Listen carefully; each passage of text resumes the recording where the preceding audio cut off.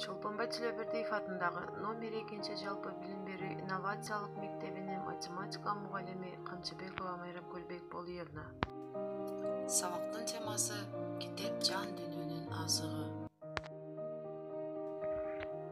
Сабактын максаты окуучулар китептен түкөлүп чыгуу тарыхын, китеп жан дүйнөнүн азыгы экендигин аны барктап, сактай билүүгө үйрөнүшөт.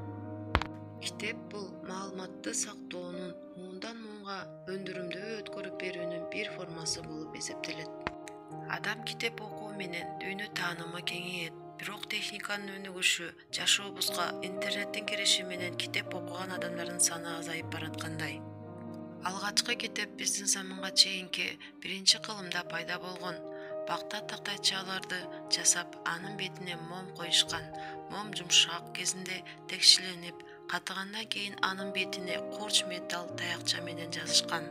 Эрки асырчада ылайдан китеп жазышкан. Жумшак ылай тактайчага уштуу таякча менен өзгөчө белгилерди чийип жазышкан. Андан кийин бул тактайчаны кургатып отко бышырышкан. Бул китептин узундугу 32 см түссө, ар бир барагынын калыңдыгы 2,1 см жеткен. Мындай калыңдыктагы барактар бир китепте 10-100 даанага чейин болгон. Ал эми Кытайда алгачкы китептер бекем чипке кабатталып өткөрүлгөн жука бамбук тактайчалар түрүндө болгон. Кийинчерээк кытайлыктар кыл калемди тушка малып жибекке жазышкан. Биздин замандын 2-кылымынан тартып кагазга жаза башташкан. Египетте таш плиталарга чегип жазышкан. Кийинчерээк папирусту ойлоп табышкан. Камыштын соңгойгун жалпайтып, таптап, бирин-бирине булаштырып, узундугу 10 метрге чейин жеткен тасма жасашкан. Жазгандан кийин бул тасманы түтүк кылып ороп сакташчу. Египет папирусун ошол кездеги эң мыкты жазуу материалы катары Байыркы Греция менен Римде да дээрлик 2000 жыл пайдаланышкан. Ал эми Россияда китеп басып чыгаруу 1564-жылы башталган. Биринчи китеп басып чыгаруу Иван Федоров деген киши болгон. Басмакана уюштурган, ар бир тамганын шрифттерин түзгөн. Бүт жумуш кол менен аткарылган. Ошондой эле басмаканада чыгарылган китептердин саны аз болгон. Демек балдар, алгачкы китептер бизге чейин кол менен аткарылгандыктан китеп жетишсиз болгон.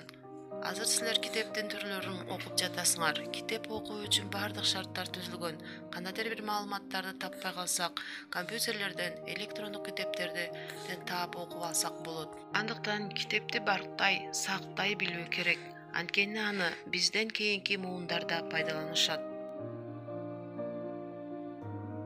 Китеп жөнүндө кызыктуу маалыматтар. Максим Горький 4000 сөздү 1 минутта ылдамдыкта окуган.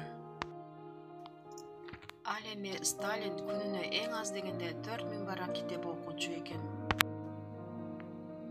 Ал эми Томас Эдисон 2-3 сапты дароо бирге окуп, ар бир бетиндеги текстти эстеп калчу. Ал ыклас коюп, ойду бир жерге топтогонду үйрөнгөн. Ал эми Бальзак жарым саатта 200 барак окуган. Ал эми Гаон өзү окуган 2500 китепти так жатка айтып берчү экен. Рубакин 250 000 китеп окуган экен. Наполеон 1 минутада 2000 сөз ылдамдыкта окуган. Демек балдар, китеп көйлөккө бурулардын алдын алууга жардам берет. Китеп окуганда мээнин активдүүлүгү өсүп, ооруларга туруштук бере аларына, китепкөй адамдар башкаларга караганда өзүнө ишенимдүү жан дүйнөсү бай болушат.